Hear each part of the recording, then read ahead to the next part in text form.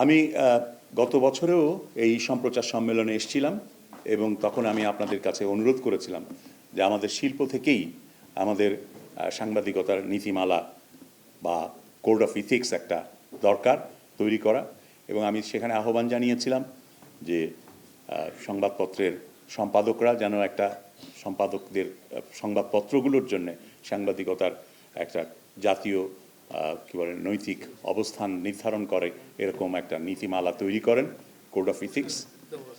একই আহ্বান সম্প্রচার মাধ্যমের যারা দায়িত্বে আছেন, সম্পাদকীয় দায়িত্বে, তাদের প্রতিও করেছিলাম। তা আপনারা 3 বছর ধরে কাজ করেছেন এবং একটা ডকুমেন্ট তৈরি করেছেন, সেজন্য আপনাদেরকে অভিনন্দন। এটা কাজে লাগবে বলেই আমার বিশ্বাস। তবে হ্যাঁ, দুটো কথা এখানে বলে রাখি।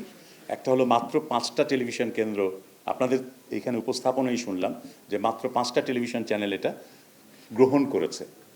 তো বাকি 40টার কি হলো? দেশে তো প্রায় 44 না 45টা টেলিভিশন চ্যানেল আছে, তাদেরকেও এটা গ্রহণ করাতে বাধ্য করতে হবে। আপনাদেরকে সেই ক্যাম্পেইনটা করতে হবে, অ্যাডভোকেসিটা করতে হবে এবং প্রত্যেককেই এটা গ্রহণ করাতে হবে।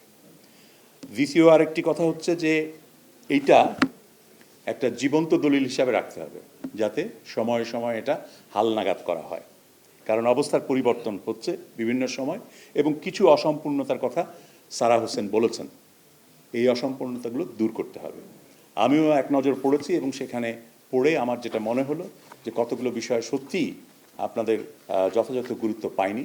যেমন নারীদের বিষয়ে আমাদের নারী পুরুষের যে বৈষম্য, সেই বৈষম্যটাকে কিভাবে অ্যাড্রেস করা হবে সেই প্রসঙ্গটা কিন্তু এখানে নাই।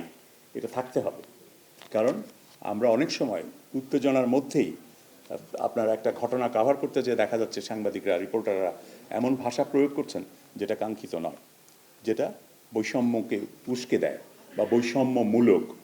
সুতরাং সেইখানে এই নীতিমালায় এই আপডেট করার প্রশ্ন রয়েছে।